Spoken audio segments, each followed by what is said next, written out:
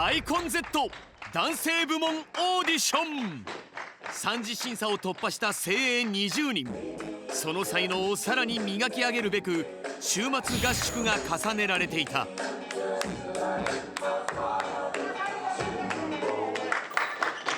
本格的なダンスレッスンだけでなく、一流トレーナーによるボーカルレッスン、アーティスト直々のラップレッスンなどを徹底的に個人のスキルを鍛えていく。グループ単位でのトレーニングも始まった。ここから先は4チームで競い合うグループバトル。日本武道館で行われるファイナルステージを制し、デビューを勝ち取るのはどのグループなのか。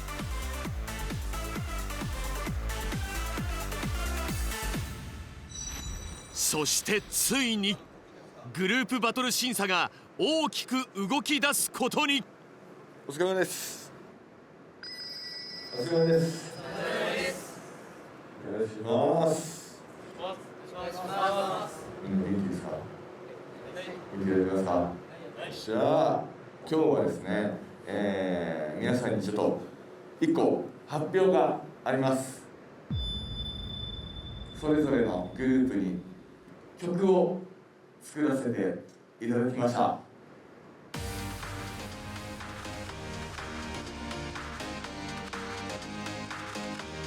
結構いい感じの曲になりました。今日から皆さんのものなんで。だよ。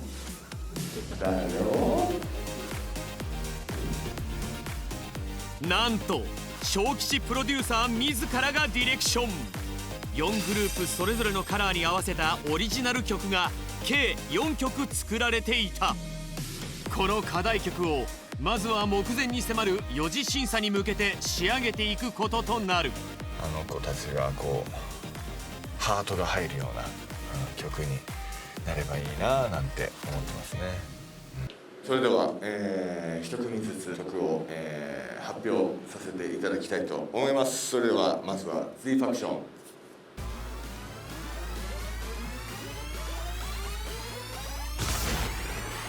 Z ファクションは個々の総合力が高いメンバーが集まったグループ。ダンスで日本一に何度も輝いた佐藤重虎、路上ライブ出身3次審査1位通過の中村達弘、ダンスラップボーカル3部門マルチプレイヤー反松健介など多彩な才能が集結している。そんな Z ファクションのために作られた課題曲とは。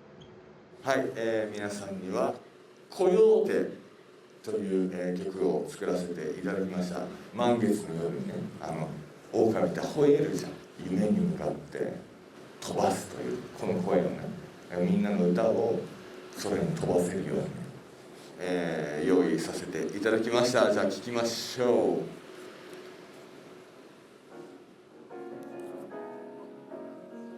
もっともっともっともっと。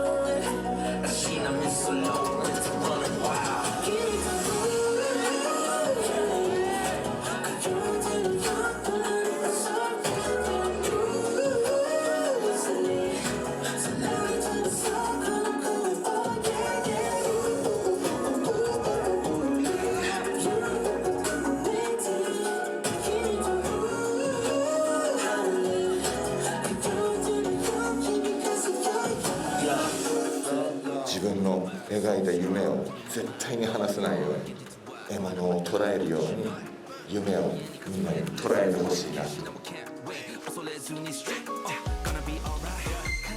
小吉とサニーボーイが作詞した課題曲「コヨーテ」。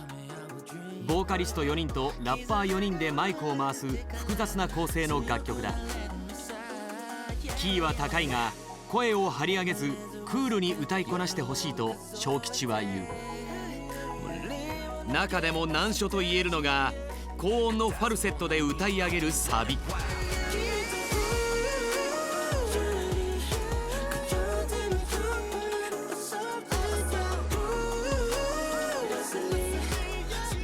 個々の総合力が高いメンバーが集まった G ファクション。個人個人でスキルを磨いてきた7人がチーム一丸となってほしい。そんな期待を群れで獲物を狩るコヨーテに重ね作られた曲だ。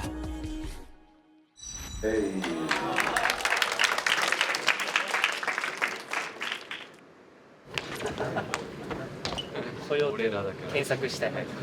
確かに。おお、かっこいい。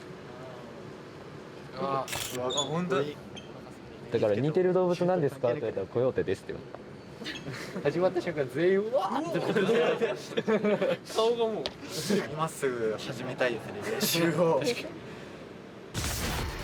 そして後日この曲の歌い分けが決まった。ボーカリストはこちらの4人。中でもサビの高音パートを任されたのは3次審査1位通過の中村達弘。期待の高さがうかがえる。そしてラッパー4人はこちらの面々。中でも最も長くマイクを握るのはギレルメ正幸トマジン西村。ラップの表現力が群を抜いていると高い評価を得てきた。しかしトレーニングを続けるうちに候補生個人個人のウィークポイントが明らかになってきた。 Z ファクションのメンバーが乗り越えるべき課題とは一体何なのか。一つよろしくお願いします。お願いします。みんなで踊ってもらった時があったんだけど、その時感じたのはやっぱパッションが弱いというか、可もなく不可もなくのまとまった踊りはするけどもっと気持ちが届く。でボーカルやってる子たちはどうしてもやっぱり16ビートが体から見えなかったので、どうしてもメロディーとか歌を聴きすぎてる感覚が強いのかな。で特に中村君は16ビート弱いな、16が切れちゃう。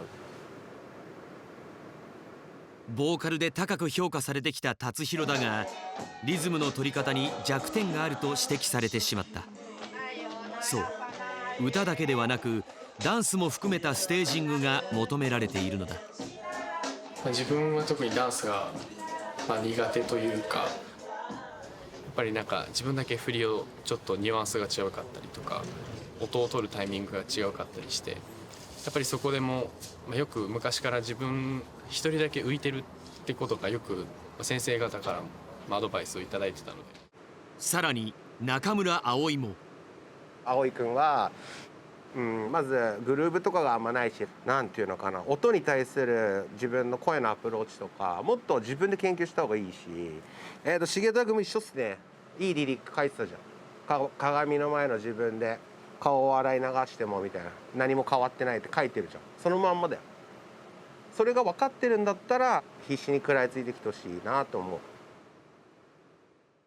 ダンス日本一の重虎はラップに課題が。朝起きて顔洗っても鏡に映る自分は変わってね、それも分かってる。だから新時代を作るって俺を信じたい。ラップ初心者の重虎に容赦ないダメ出し。圧倒的にやっぱり声がちっちゃい、あと声がそのスカスカだから、そこをまず改善していこう。きつく言われたから終わりってなるぐらいだったらもう最初からやんない方がいいって自分で思ってたので、これが始まりだと思って、最終的な結果が良ければもう全部いいんで、ここから巻き返していこうと思います。個人個人への厳しいダメ出しの後、こんな言葉がかけられた。今個人個人の問題で言うとそうなんだけどさ、今それぞれみんなが今作ってるスキル今作ってるスキルってそんな簡単にできないよね。自分たち頑張ってきたじゃん。それだけ時間かかってるっていうのが絶対わかる。俺はできるはずっていうふうに思って過信してもいいから前のめりに頑張ってくれたら、それがワングループで行われてたらめちゃめちゃかっこいいですよ。ここから先勝負を分けるのはグループ一丸となった向上心。それでしか多分つかめなくなる夢だと思うんです。大変な位置だからね、これで選ばれるって。なのでぜひそこ頑張っていただきたいなと思います。ここは頑張りどころじゃないですか。実はプロデューサーであるヒロはグループ結成時こんな懸念を口にしていた。うまくまとまればすごくいいチームになると思うんですけど、ぶつかり合いすぎちゃうと個性を潰し合ってもしかしたら空中分解してしまうのかなっていう。個人だけではなくグループとして輝けるか。コヨーテが群れで狩りをするように大きな夢を捉えるには仲間が必要。変なプライドってのはあった。ここで頑張ってきたのがあるから、ここで見せるっていうのは強いかもしれないけど、グループで見せるっていうのがまだ苦手。チーム感がまだない気がする。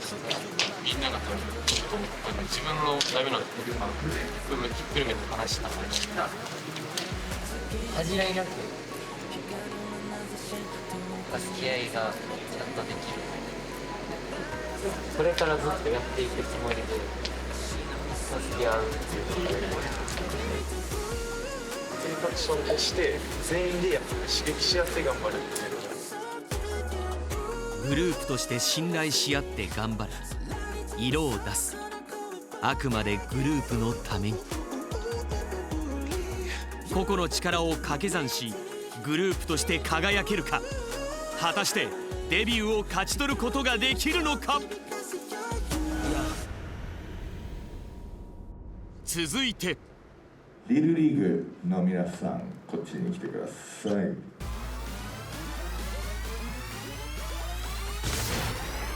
4人の中学生と3人の高校生からなるリルリーグ。個性も年齢も体格もあえてバラバラ。メンバー同士の化学反応を狙ったグループだ。天才肌のミュージックボーイと小吉が評した中学生ボーカリスト桃田ハイマをはじめ個性派メンバーが多数所属する。リルリーグの皆さんにはローラーコースターという曲を用意させていただきました。ジェットコースター乗ったことあります？このローラーコースターの道のりをみんなの人生の大冒険じゃないけど、夢をつかむまでの大冒険、聞きましょう。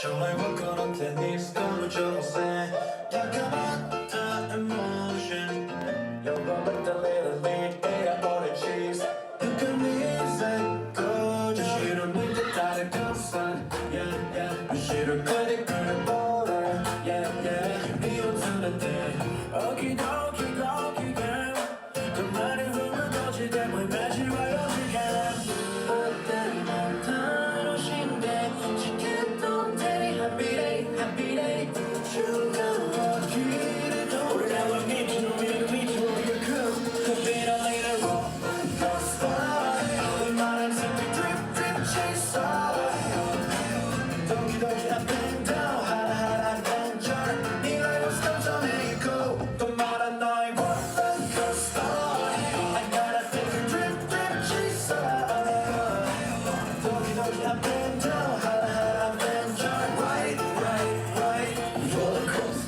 隣に希望を乗せてローラーコースターのようにハラハラドキドキしながら楽しんで、いろんな苦境も乗り越えていってほしいなという思いで。ラッパーイーライワンと小吉が作詞したローラーコースター。表現するのはこれから大人になっていく彼らの成長過程のハラハラとドキドキ。ラップとボーカルが混然一体となった歯切れの良いリリックが特徴のアッパーチューンだ。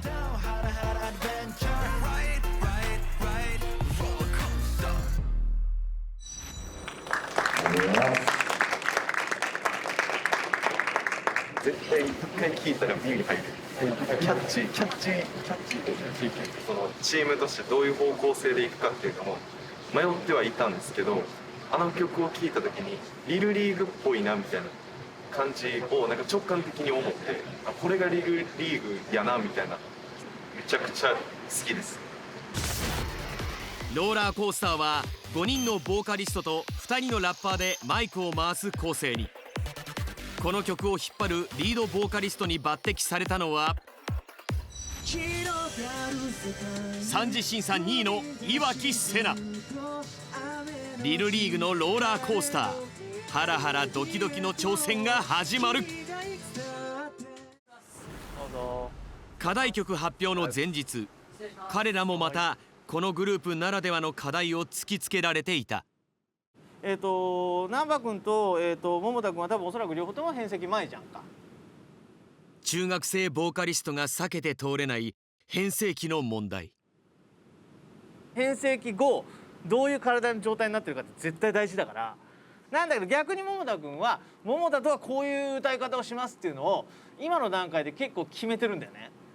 これから変声期迎えるんで、縛ると自分の使ってる音域がガンって下がった時に高音域いけなくなるのが一番怖いんだよね。変声期そのものよりもボーカルスタイルを決めすぎていることが危ないのだという。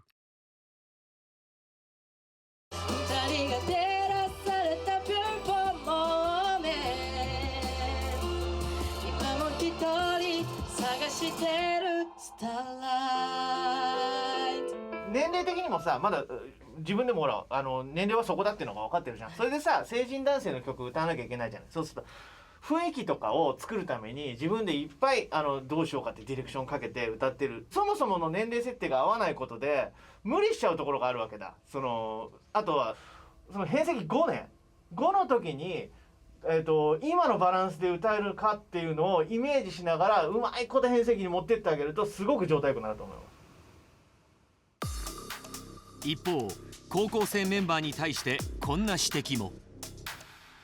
さっきのグループよりもすごくエネルギッシュに感じたんだよね。多分、中学生組が結構引っ張ってエネルギッシュに踊るから、自然と多分負けてらんないみたいなちょっとこうね、お兄さん的なあれがあると思うんだけど、同世代でやるとなんか自分をよく見せようとしてエネルギーを出してない。でこっちは多分中学生の頃の一番いいエネルギーが出てるからエネルギッシュですごい良いと思いました。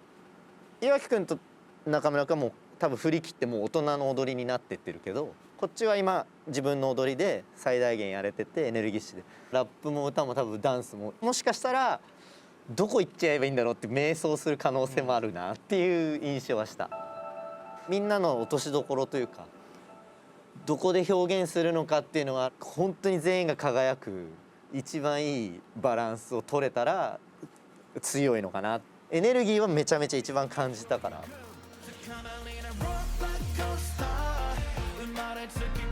中学生のエネルギーがグループ全体を弾けさせるのか、それとも落としどころを見失い迷走するのか。どう転ぶかわからないローラーコースター。他の3グループに比べて俺の中ではなんか一番どうなるか分からへん、なんかイメージが分かんっていうか、悪い方で言ったら全くイメージが分かんけど、なんかいい意味で言ったら結構可能性あるかな。弾けちゃうんじゃねっていうところで大人の部分出したらすごいし、逆に俺らがめっちゃ弾けたらその分すごいし、そうそうそう、だから逆にどっちかに偏るっていうのはせんでいいような気がするの。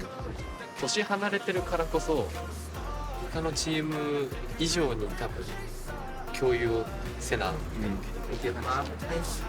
スリリングなローラーコースターに乗り込んだリルリーグの7人。果たしてグループバトルを制しデビューをつかめるか。続いてはキッドマリック、お願いします。と今週はここまで。次週気になるキッドマティックとクルーナーズの課題曲が明らかに。一体どんな曲なのか、乞うご期待。